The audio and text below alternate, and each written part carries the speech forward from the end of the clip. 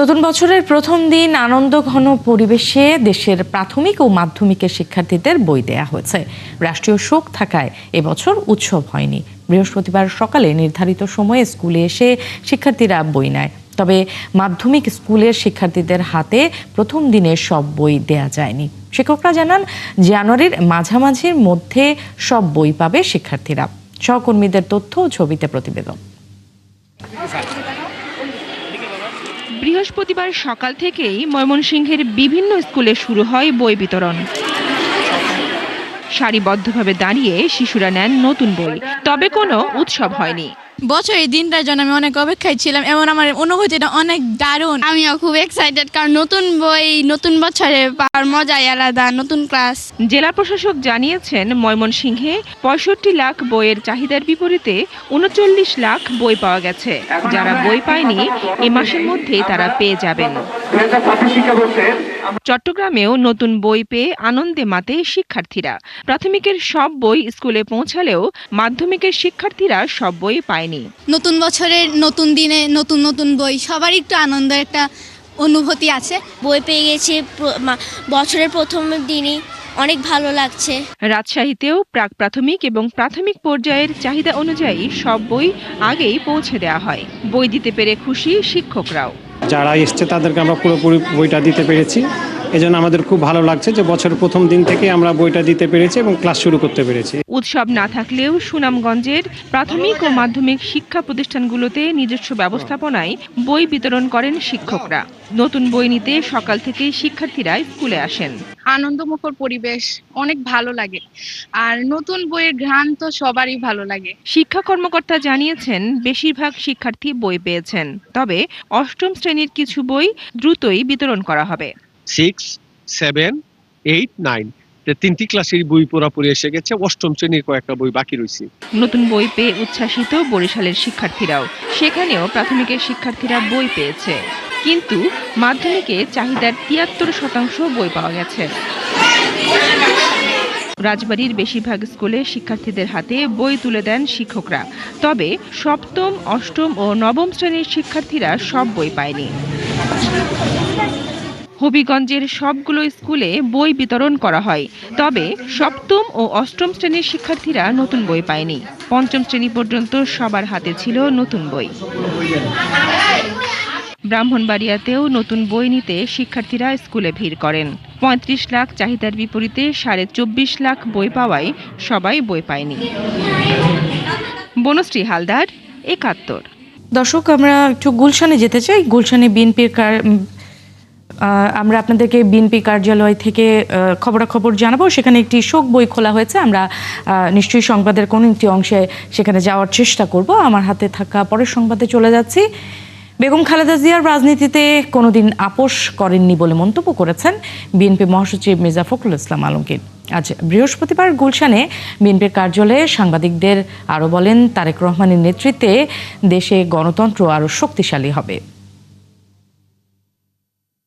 বেগম খালেদা জিয়া যে একটা অবস্থান তৈরি করে গেছেন এবং তার পুত্র আমাদের নেতা যারা তারেক রহমান সাহেব, এর যেমন একটা দায়িত্ব আছে, ঠিক একই সঙ্গে বিএনপির প্রতিটি নেতাকর্মীর দায়িত্ব রয়েছে যে বাংলাদেশের জাতীয়তাবাদের যে দর্শন শহীদ প্রেসিডেন্ট জিয়াউর রহমান সাহেব দিয়ে গেছেন, সেটা দেশনেত্রী বেগম খালেদা জিয়া সেই পতাকা তুলে ধরেছিলেন ওপরে, এবং স্বাধীনতার সার্বভৌমত্বের যে পতাকা সেটাও তিনি তুলে ধরেছিলেন। একইভাবে তারেক রহমান সাহেবও সেই পতাকা তুলেই জনগণকে সঙ্গে নিয়ে এই দেশের স্বাধীনতার সার্বভৌমত্বের জন্য তিনি কাজ করবেন, রক্ষা করার জন্য কাজ করবেন এবং তাকে সুসংগত করবেন এবং গণতন্ত্রকে প্রতিষ্ঠা করবেন। এটাই মানুষের প্রত্যাশা। সাবেক প্রধানমন্ত্রী বেগম খালেদা জিয়ার সমাধিস্থল সর্বসাধারণের জন্য উন্মুক্ত করে দেয়া হয়েছে। সাধারণ মানুষজন কাছ থেকে তার সমাধিস্থলে শ্রদ্ধা জানাতে পারবেন। এর আগ পর্যন্ত বিজয় সরণি মোড়ে প্রবেশ করতে দেয়া হয়েছিল, তবে এখন তা উন্মুক্ত করা হয়েছে। ভোরে ফজরের নামাজের পর থেকে দেখা গেছে সাধারণ মানুষ সহ দলীয় নেতাকর্মীরা বিচ্ছিন্নভাবে শ্রদ্ধা জানাতে যাচ্ছেন, তবে অনুমতি না থাকায় ভেতরে কাউকে প্রবেশ করতে দেয়নি পুলিশ। সমাধিস্থলে যেতে না পেরে নেতাকর্মী সহ অনেকে সড়কে দাঁড়িয়ে দোয়া মোনাজাত করেছেন। দর্শক, আমরা সবাই জানি স্বামী শহীদ রাষ্ট্রপতি ও স্বাধীনতার ঘোষক জিয়াউর রহমানের কবরের পাশে রাষ্ট্রীয় মর্যাদায় দাফন করা হয়েছে বেগম খালেদা জিয়াকে। বেগম খালেদা জিয়ার কবরকে ঘিরে দোয়া প্রার্থনা করছেন সাধারণ মানুষ এবং নেতাকর্মীরা। সেখানে আছেন আমাদের সহকর্মী মুহাইমুনুল অপু, যুক্ত হচ্ছি তার সাথে। অপু, একটু জানতে চাই যে সাধারণ মানুষরা এসেছে এবং নেতাকর্মীরা এসেছে, তারা আসলে কি বলছে, তারা আসলে কি প্রার্থনা করছে?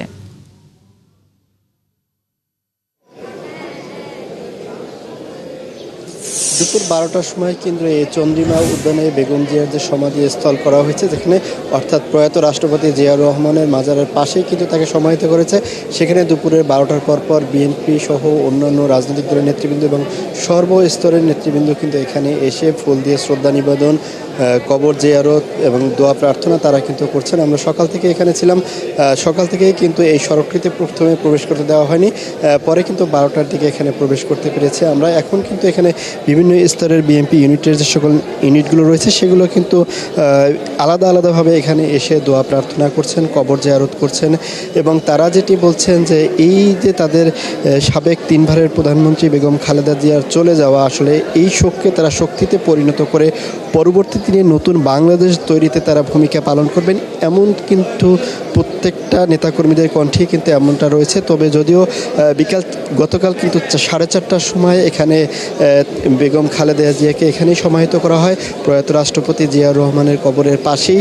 আমরা গতকাল থেকেই সেই সংবাদ জানাচ্ছিলাম, তবে রাত পোহাবার পরে অর্থাৎ ফজরের নামাজের পরপরই কিন্তু বিভিন্ন ইউনিটের নেতাকর্মী তারা এখানে ছুটে আসেন এক নজর কবরটি কাছ থেকে দেখার জন্য, তেমনিভাবে কাছ থেকে দোয়া প্রার্থনা করা। তাদের যে এই আকাঙ্ক্ষা সেটির প্রথমে কিছুটা বিঘ্ন হলো, দুপুর 12টার পরে তারা কিন্তু সেই সুযোগটি পেয়েছেন। এবং এই কবর জিয়ারত এবং দোয়া প্রার্থনাকে কেন্দ্র করে পুলিশের আমরা কিন্তু নিরাপত্তা ব্যবস্থা দেখেছি। মাজারটি চারপাশে রয়েছে সেনাবাহিনী এবং র্যাব। এখানে আমরা বিএনপির নেতাদের সাথেও কথা বলেছি। এখানে সাবেক যে স্বরাষ্ট্র প্রতিমন্ত্রী লুৎফুজ্জামান বাবর তিনি এসেছিলেন, গণমাধ্যমে কথা বলেছেন এবং সাধারণ নেতৃবৃন্দ বিভিন্ন জেলা পর্যায়ে থেকে যারা এসেছেন, একেবারে পঞ্চগড় থেকে শুরু করে পটুয়াখালী, চট্টগ্রাম, নানা প্রান্ত থেকেই কিন্তু লোকজন এসেছেন। আজকে যারা আসছেন তাদের অনেকেই কিন্তু জানাজায় যারা অংশ নিতে পারেননি তারা এসেছেন এবং যারা জানাজায় অংশ নিয়েছেন তারাও কিন্তু এসেছেন। অর্থাৎ তাদের নেত্রী বেগম খালেদা জিয়ার জন্য তারা দোয়া প্রার্থনা করছেন এবং তারা যেটি বলছেন মহান রাব্বুল আলামিন তাকে জান্নাতবাসী করুক, এই প্রার্থনায় কিন্তু তার সকলের হাতে। কিছুক্ষণ পরপরে কিন্তু বিভিন্ন ইউনিটের নেতাকর্মীরা এখানে এসে দোয়া প্রার্থনা করে তারা কিন্তু বের হয়ে যাচ্ছেন। আমাদের এই যেখানে সমাহিত করা হয়েছে তার পাশেই কিন্তু কোরআন তেলাওয়াত করা হচ্ছে। এখানে শুধু যে মুসলমান ধর্মের মানুষই রয়েছে তা না, অন্যান্য ধর্মের মানুষও কিন্তু এখানে এসে প্রার্থনা করছেন এবং আমরা কিন্তু পরিবার পরিজন নিয়ে অনেককে আসতে দেখেছি। নেন্সি। অপু, আপনাকে ধন্যবাদ। দর্শক, মুহাইমুনুল অপু আমাদেরকে জানাচ্ছিলেন জিয়া উদ্যান থেকে যে আসলে সাধারণ মানুষ এবং নেতাকর্মীরা সবাই প্রার্থনা করছেন বেগম খালেদা জিয়ার জন্য। সেই খবরাখবর তিনি আমাদেরকে জানাচ্ছেন। আর আমরা যেতে চাই গুলশানে বিএনপির কার্যালয়ে। সেখানে বেগম খালেদা জিয়ার মৃত্যুতে একটি শোক বার্তার জন্য শোক বই খোলা হয়েছে। সেখানে আছেন আমাদের সহকর্মী মাহিলা ইসলাম, যুক্ত হচ্ছি তার সাথে। মাইলা, একটু জানতে চাই কারা কারা আসছেন, যারা আসছেন তারা কি বলছে, তাদের অনুভূতির কথাগুলো একটু আপনার মাধ্যমে জানাতে চাই দর্শকদেরকে।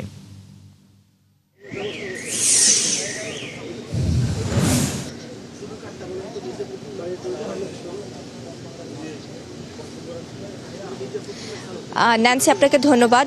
যেমনটি বলছিলেন, আসলে সকাল 9টার পর থেকে এখানে বিভিন্ন দেশের দূতাবাসের যেই সদস্যরা তারা এই বিএনপির গুলশান রাজনৈতিক কার্যালয়ে আসছেন, সেই সাথে বিএনপির স্থায়ী কমিটির সদস্যরা এবং কিছুক্ষণ আগে বিএনপির মহাসচিব মির্জা ফখরুল ইসলাম আলমগীরও কিন্তু এখানে এসেছেন।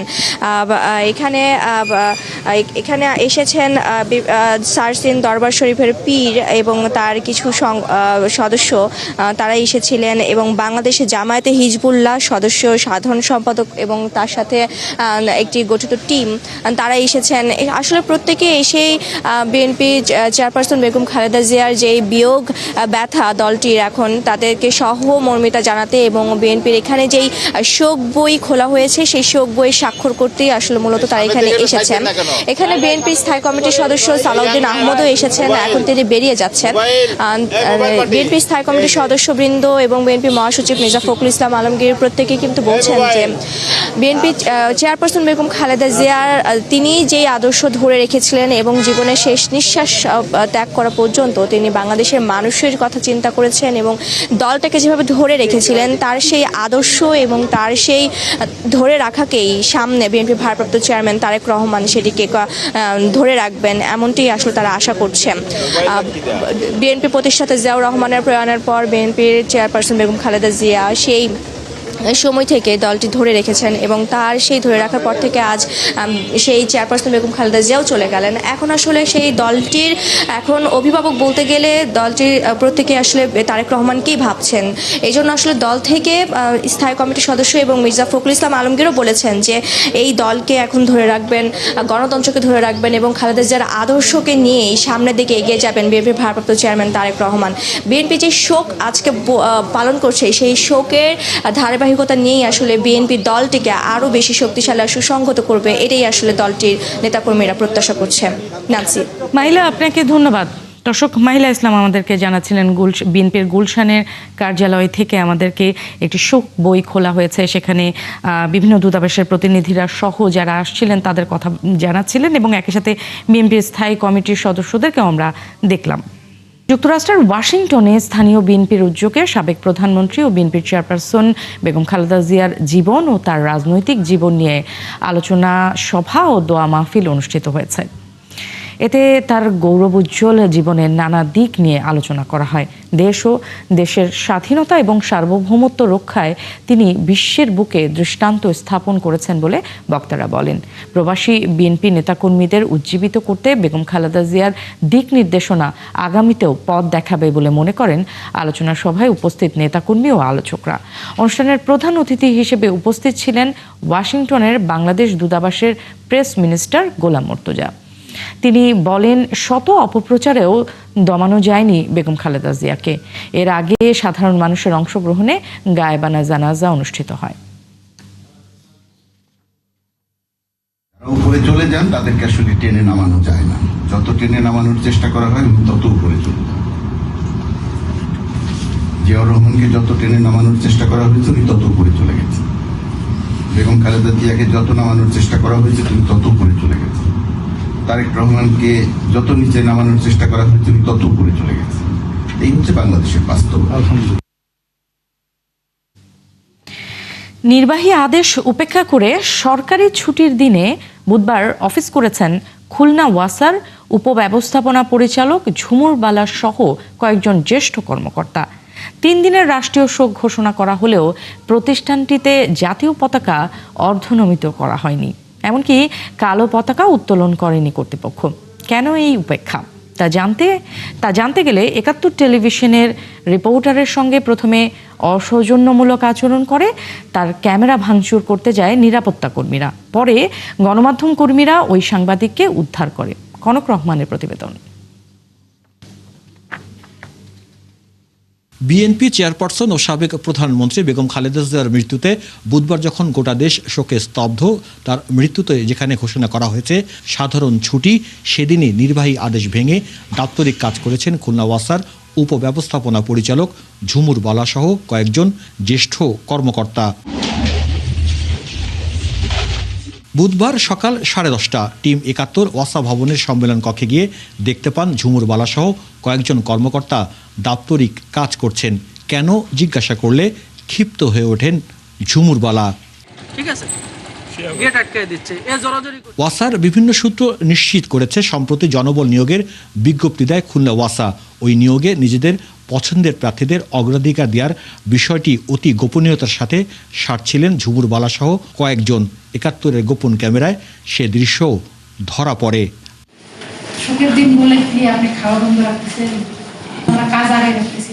বুধবার ওয়াসা ভবনে গিয়ে দেখা যায় শোকের দিনে জাতীয় পতাকা অর্ধনমিত করা হয়নি, উত্তোলন করা হয়নি কালো পতাকাও। কোনো কর্মকর্তা কালো ব্যাজও পরেননি। রাষ্ট্রীয়ভাবে কালো পতাকা টানানোর কথা, তারা এখনো পর্যন্ত এত কিছু আসছে, এরা একটু কালো পতাকা টানায় না, এদের ভিতরে কোনো শোকই নাই। আপনাদের ঢুকতে দেয় না, একজনের আটকাই রাখছে, তারে বাইর করতে দেয়নি। অসঙ্গতিপূর্ণ এসব তথ্যের ছবি নিতে গেলে প্রথমে ৭১ টেলিভিশনের সাথে অসৌজন্যমূলক আচরণ করা হয়, পরে ক্যামেরা ভাঙচুর করতে যায় নিরাপত্তা কর্মীরা। এক পর্যায়ে তারা ৭১ টেলিভিশনের সাংবাদিক রাজু হাওলাদারকে ১ ঘন্টা আটকে রাখে। খবর পেয়ে অন্যান্য গণমাধ্যম কর্মীরা তাকে উদ্ধার করেন। এ সময় ওয়াসার প্রধান ফটকে তালা ঝুলিয়ে দেওয়া হয়।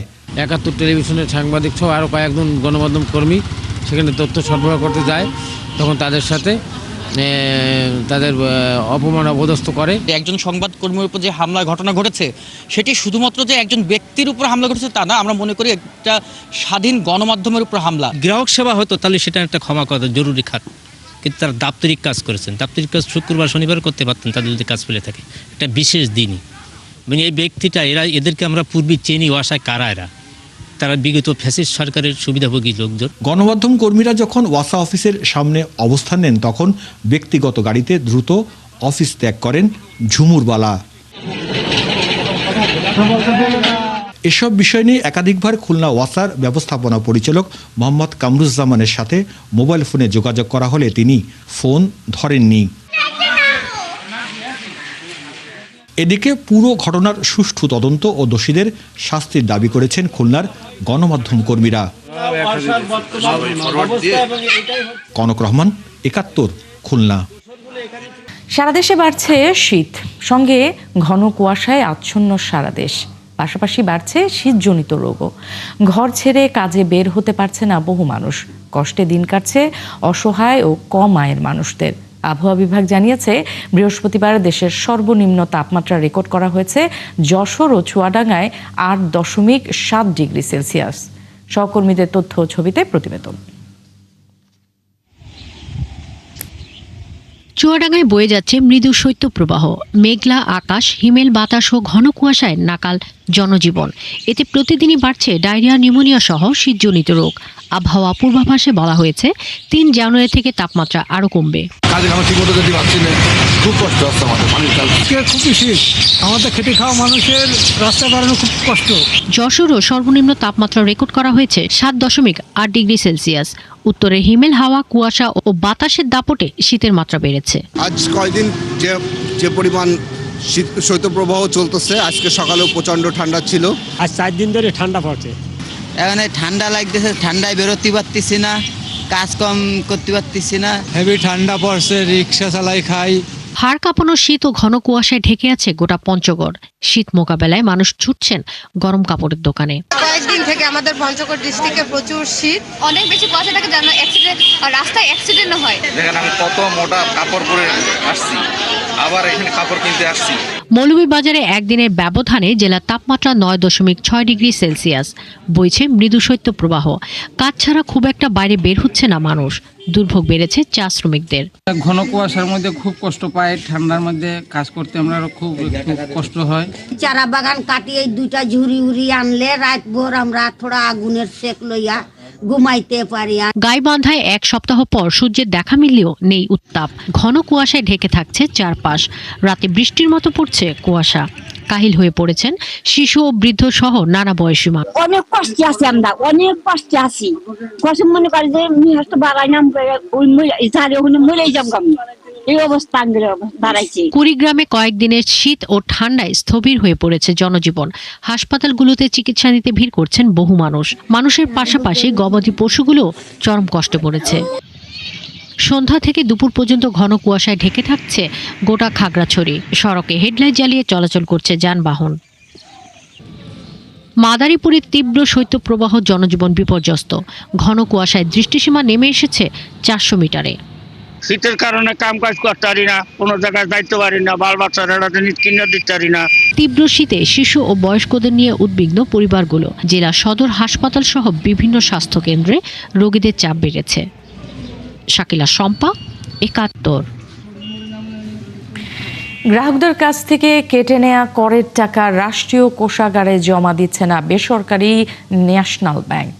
উল্টো নিজেদের আর্থিক সংকটের অজুহাত দেখিয়ে বাড়তি সময় চেয়ে এনবিআরকে চিঠি দিয়েছে প্রতিষ্ঠানটি, যাতে বলা হয় চরম সংকটের এই সময়ে করের টাকা জমা দিলে আরও সমস্যায় পড়বে ন্যাশনাল ব্যাংক, যাকে অনৈতিক আবদার বলছেন বিশ্লেষকরা। আরও জানাচ্ছেন মইনুল হাসান। আওয়ামী আমলে দুরবস্থায় পড়া প্রতিষ্ঠানগুলোর অন্যতম ন্যাশনাল ব্যাংক। ৮০ দশকে যাত্রা শুরু হওয়া প্রতিষ্ঠানের অবস্থা এতটাই খারাপ যে বর্তমানে খেলাপি ঋণ ৪ ভাগের ৩ ভাগ, অর্থাৎ ৭৫% ওপরে। নতুন বাস্তবতায় পরিচালনা পর্ষদে পরিবর্তন আর নগদ সহায়তা পাওয়ার পরও কাটেনি তারল্য সংকট। তাই প্রতিষ্ঠানটির এখন চোখ পড়েছে গ্রাহকদের কাছ থেকে আদায় করা করের উপর। তথ্য অনুযায়ী চলতি অর্থ বছরের ৫ মাসে ব্যাংকটি গ্রাহকদের কাছ থেকে আদায় করে ১৭৭ কোটি টাকা। এই অর্থ ডিসেম্বরের দ্বিতীয় সপ্তাহের মধ্যে রাষ্ট্রীয় কোষাগারে জমা দেওয়ার কথা থাকলেও শোধ করা হয় মাত্র ৬৫ কোটি। ফলে বাকি ১১২ কোটি টাকা দিয়ে ব্যবসা করছে ন্যাশনাল ব্যাংক। এ নিয়ে এনবিআরে পাঠানো চিঠিতে বলা হয় পুরো টাকা জমা দিলে তারল্য সংকটে পড়বে ব্যাংকটি। তাই আগামী বছরের জুলাই পর্যন্ত আদায় করা মোট অর্থ জমা দিতে ২০২৬-এর ডিসেম্বর পর্যন্ত সময় চেয়েছে ন্যাশনাল ব্যাংক, যাকে অনৈতিক আবদার বলছেন বিশ্লেষকরা।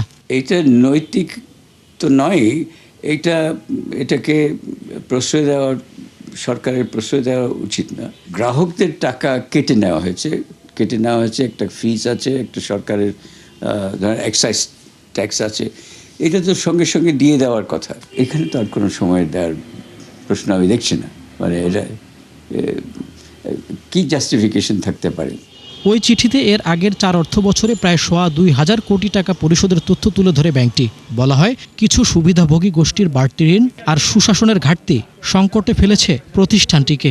এছাড়া আতঙ্কিত আমানতকারীদের অর্থ উত্তোলন ঘনীভূত করেছে তারল্য সংকট। এমন অবস্থায় সুদ, জরিমানা ও শাস্তি আরোপ ছাড়াই ৬ মাসের জন্য উক্ত সুবিধা চায় ন্যাশনাল ব্যাংক। সরকারের রাজস্ব মানে ইমিডিয়েটলি দরকার হয়, কারণ খরচ আছে তো।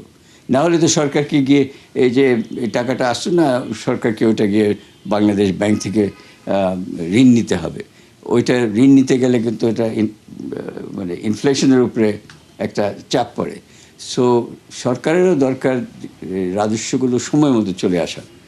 সুতরাং এটাতে ডিলে হলে অসুবিধা আছে। ব্যাংকগুলোর কাছে নির্দেশনা থাকবে অবশ্যই যাতে যে গ্রাহকের অ্যাকাউন্ট থেকে যে টাকা শুল্ক আকারে, আবগারি আকারে কর্তন করা হয়েছে তা যাতে বিধি মোতাবেক দ্রুততম সময়ের মধ্যে এনবিআরে জমা করে। অন্যথায় এই আদেশ লঙ্ঘনের জন্য তাদের বিরুদ্ধে আইনগত ব্যবস্থা গ্রহণের সুযোগ রয়েছে। বর্তমানে ন্যাশনাল ব্যাংকের গ্রাহক ২০ লাখ আর কর্মকর্তা কর্মচারী ৫,০০০-এরও বেশি। মইনুল হাসান, ৭১, ঢাকা।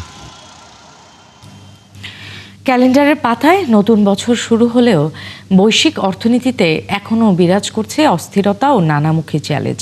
তবে সেজন্য থেমে নেই উৎসবের অর্থনীতি।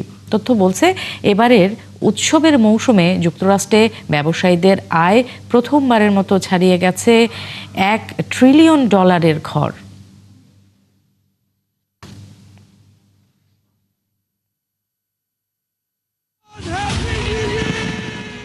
একটি নতুন সকাল নিয়ে এসেছে নতুন বছরের আগমনী বার্তা। যদিও মন্থর গতি এবং নানামুখী চ্যালেঞ্জের মুখে বৈশ্বিক অর্থনীতি, তাও বিশ্বজুড়ে থেমে নেই নতুন বছরের আগমনী উদযাপন। এতে সবচেয়ে এগিয়ে যুক্তরাষ্ট্র। যদিও কাগজে হিসাবে মূল্যস্ফীতি এখনো 2% উপরে, তবুও নতুন বছর ঘিরে মার্কিনীদের উৎসাহে কমতি নেই।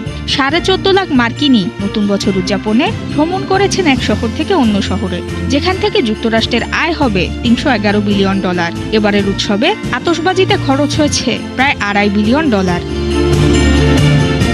উপহার, খাবার এবং সাজসজ্জায় অন্তত 63% মার্কিনী গড়ে খরচ করেছেন $890 থেকে $1,300। এমন তথ্য ওয়ালেট হাবের। নতুন বছর উপলক্ষে মার্কিনীরা রেস্টুরেন্টে খরচ করে $180 থেকে $320, নাইট ক্লাবে খরচ করে গড়ে $290 এবং পরিবারের সবার সাথে উৎসবের এই আনন্দ ভাগাভাগি করে নিতে গেলে যুক্তরাষ্ট্রের নাগরিকদের খরচ পড়ে $1,500 বেশি। বিশ্লেষকরা বলছেন, প্রেসিডেন্ট ডোনাল্ড ট্রাম্পের বাণিজ্য শুল্কের কারণে মার্কিন নাগরিকদের জন্য উৎসবের খরচ বেড়ে গেলেও আয় বেড়েছে ব্যবসায়ীদের। নতুন বছরের উৎসব ঘিরে শুধুমাত্র নিউ ইয়র্কেই $2 বিলিয়ন বাণিজ্য হয়েছে। দেশটির ন্যাশনাল রিটেইল ফেডারেশন বলছে, এবারের উৎসবের মৌসুমে বড়দিন এবং নতুন বছর উদযাপনের সম্মিলিত খরচ ছাড়িয়ে গিয়েছে $1 ট্রিলিয়নের ঘর। নুসরাত মৌমি, ৭১। দিনাজপুরে আসন্ন নির্বাচন ও সরকার নিয়ে চলছে নানা চিন্তা ভাবনা। দিনাজপুর সদর ৩ আসন থেকে লড়ছেন বেগম খালেদা জিয়া, তাই এলাকার মানুষের মধ্যে আগ্রহ উদ্দীপনার জায়গাটা আরও অনেক বেশি। তবে নারীদের আশা আকাঙ্ক্ষাকে তেমন একটা কেউ গুরুত্ব দেয় না বলে রয়েছে নানা অভিযোগ। একবিংশ শতাব্দীতে এসেও নারীরা শুধু পিছিয়েই নয়, রয়েছে মানুষ হিসেবে অস্তিত্ব সংকটে। তাই নির্বাচন ও নতুন সরকারের মাধ্যমে পরিবর্তন চান এখানকার নারীরা। খালিদ আরাফাতের তথ্য, ছবিতে প্রতিবেদন। দিনাজপুরের ৬টি সংসদীয় আসনে নারী ভোটার আছেন ১৩,৩১,২৫৫ জন, যা পুরুষের থেকেও বেশি। অথচ এত বিশাল জনগোষ্ঠী এখানে পিছিয়ে রয়েছে অভিযোগ এখানকার নারীদের। তাই বদলে যাওয়া পরিস্থিতিতে এবারে নির্বাচন নিয়ে বেশ আগ্রহী জেলার নারী ভোটাররা। উন্নয়ন কর্মীরা বলছেন, জেলায় এমন একজন জনপ্রতিনিধি দরকার যিনি সার্বিক উন্নয়নের সঙ্গে নারী ও প্রতিবন্ধীদের উন্নয়নে বিশেষভাবে কাজ করবে। তবে সবার আগে তারা চান নারীদের সামাজিক নিরাপত্তা। আইনের যে অবকাঠামোগুলো রয়েছে সেগুলা জানি সে শক্তিশালী করে, নারীরা কোনোভাবেই দিনাজপুরে নির্যাতিত যেন না হয়, তাদের রক্ষা করার দায়িত্ব তার হবে। নারীরা যাতে আমরা স্বাধীনভাবে চলাফেরা করতে পারি, আমাদের যে কাজকর্ম আছে, দৈনিক কাজকর্ম, যারা আমরা অনেকেই যে সমস্ত নারীরা আমরা বাইরে কাজ করি, কর্মসংস্থানের জন্য বাইরে যাই, যারা বাসায় থাকি, সব নারীরাই যাতে আমরা নিরাপদে থাকতে পারি। শিক্ষকদের অনেকে মনে করছেন, কোটায় নয় সমান অধিকার প্রতিষ্ঠায় নির্বাচন সহ সব ক্ষেত্রে নারীদের সরাসরি অংশগ্রহণ নিশ্চিত করতে হবে। নারীর প্রতি বৈষম্য, হয়রানি, নির্যাতন বন্ধ করতে হবে। তারা আশা করছেন এমন নেতৃত্ব আসুক যারা নারীদের মানুষ হিসেবে বিবেচনা করে অধিকার ও সুরক্ষা নিশ্চিত করবে। আমরা চাই যে নির্বাচনে আমাদের 6 কোটির উপর নারী ভোটার আছে, তো 6 কোটি নারী ভোটারকে আমরা যেন তাদের মধ্যে থেকে মনোনীত প্রার্থী হিসেবে সংসদে যেন তাদের আসন নিতে পারে এবং নিজেদের যোগ্যতায় নিতে পারে, এটা আমাদের প্রথম চাওয়া থাকবে। যে সরকারি আসুক তারা যেন পদক্ষেপ গ্রহণ করে, তারা শিক্ষা ক্ষেত্রে এবং বাহিরের যে শিক্ষা নেওয়ার জন্য যায় সেই ক্ষেত্রে এবং খেলাধুলা সব ক্ষেত্রে যেন তারা এগিয়ে যেতে পারে পুরুষদের সাথে সমান তালে। আর জেলার সাংস্কৃতিক কর্মীরা মনে করছেন, প্রথমত একটি সুষ্ঠু নির্বাচন প্রয়োজন, পাশাপাশি জাতির উন্নয়ন ও বিকাশে সংস্কৃতি চর্চায় নারীদের অংশগ্রহণ নিশ্চিতের দাবিও জানান তারা। সংস্কৃতি চর্চাকে আমাকে ভয় দেখানো হচ্ছে এবং আমাদের পিছনে কিছু অকথ্য ভাষাও ব্যবহার করা হয়, যেটা আমরা এত দিন ধরে এখানে চর্চা করেও আমরা নিজেরাই মনে করছি অনিরাপদ একটা জায়গা। তাহলে আমি যে বাচ্চাগুলোকে বা আমি যে আগামীর প্রজন্মকে একটি পথ দেখাবো, সেরকম একটা আমরা অবস্থান চাই। নারীদের বেশিরভাগই মনে করেন, নারীদের প্রতি সকল ধরনের অন্যায় অবিচার দূর করে তাদের উন্নয়নে কাজ করবে এমন জনপ্রতিনিধি আসা খুবই জরুরি। মনিরা কাজুরি, ৭১। রোমাঞ্চকর এক বছর কাটাতে যাচ্ছে ক্রীড়াপ্রেমীরা। ফুটবল বিশ্বকাপ থেকে টি-20 বিশ্বকাপ, যুব বিশ্বকাপ, কি নেই 2026-এ। জানুয়ারি থেকেই উৎসবে মাতবে সমর্থকরা। কবে, কখন, কোথায় খেলা জানাচ্ছেন কোহিনুর কণা। আফ্রিকা থেকে অস্ট্রেলিয়া, এশিয়া, ইউরোপ ঘুরে আমেরিকা, ক্রিকেট থেকে ফুটবল, বড় থেকে ছোটদের বিশ্বকাপ, ওয়ার্ল্ড অ্যাথলেটিক্স আলটিমেট চ্যাম্পিয়নশিপ, শীতকালীন অলিম্পিক থেকে ফুটবল বিশ্বকাপ, কি নেই নয়া বছরে। ভরপুর এন্টারটেনমেন্ট নিয়ে টইটুম্বুর 2026-এর স্পোর্টস ওয়ার্ল্ড। বনি হবে অনূর্ধ্ব-19 বিশ্বকাপের 16তম আসরের পর্দা ওঠার মধ্য দিয়ে। জিম্বাবুয়ে আর নামিবিয়াতে 15 জানুয়ারি টুর্নামেন্টের ওপেনিং, 6 ফেব্রুয়ারি গ্র্যান্ড ফিনালে। যুব বিশ্বকাপ শুরুর 3 দিন পর নেপালে শুরু হবে নারীদের টি-20 বিশ্বকাপের বাছাই পর্ব, চলবে 3 ফেব্রুয়ারি পর্যন্ত। প্রথম দিনে যুক্তরাষ্ট্রের নারীদের বিপক্ষে মাঠে নামবে বাংলাদেশ। এদিকে সবকিছু ঠিকঠাক থাকলে আর কোনো বাধা না আসলে 23 জানুয়ারি বিপিএল এর ফাইনাল। ক্রিকেট সূচুতে ফেব্রুয়ারির শুরুতে আসল ধামাকা। ভারত আর শ্রীলঙ্কার যৌথ আয়োজনে শুরু হচ্ছে টি-20 বিশ্বকাপের মহারণ। 7 ফেব্রুয়ারি থেকে 7 মার্চ চলবে 4 ছক্কার শ্বাসরুদ্ধকর লড়াই। এরপর 12 জুন ইংল্যান্ডে শুরু হবে নারীদের টি-20 বিশ্বকাপ ফাইনাল, 5 জুলাই। গ্রুপ পর্ব শেষে 3 জানুয়ারি শুরু হচ্ছে আফ্রিকা কাপ অফ নেশনসের নকআউট পর্ব। 18 জানুয়ারি রাবাতে টুর্নামেন্টের ফাইনাল। এদিকে 26 থেকে 31 মার্চ পর্যন্ত চলবে ফুটবল বিশ্বকাপ বাছাই পর্বের play of round. 1 March Australia শুরু হচ্ছে এএফসি নারী এশিয়ান কাপ, চলবে 21 মার্চ পর্যন্ত। প্রথমবার এশিয়ান কাপে নিজেদের শ্রেষ্ঠত্ব প্রমাণে মাঠে নামবে ঋতুপর্ণা আফ্রিদারা। মে মাস মাতাবে ইউরোপিয়ান ফুটবল। 16 মে ওয়েম্বলিতে এফএ কাপ ফাইনাল, 20 মে ইস্তানবুলে ইউরোপা লিগের ফাইনাল। মাসটা শেষ হবে ইউফা চ্যাম্পিয়ন্স লিগের ধুমধুমার গ্র্যান্ড ফিনালে দিয়ে। 30 মে বুদাপেস্ট খুঁজে পাবে ইউরোপ রাজাকে। Last but not the least, যার জন্য সমর্থকদের লম্বা অপেক্ষা। 21 জুন শুরু হচ্ছে greatest show on earth. Canada, Mexico, যুক্তরাষ্ট্রের আয়োজনে মাঠে গড়াবে 48 দলের ফুটবল বিশ্বকাপ। রোমাঞ্চকর এই লড়াইয়ে পর্দা নামবে 19 জুলাই। কোহিনুর কণা, 71। দর্শক, চলছে সংবাদ সংযোগ। সরাসরি সংবাদ অনুষ্ঠান দেখতে চোখ রাখুন 71-এর ফেসবুক পেজে এবং সাবস্ক্রাইব করুন 71-এর ইউটিউব চ্যানেলে। থাকুন 71-এর সাথেই।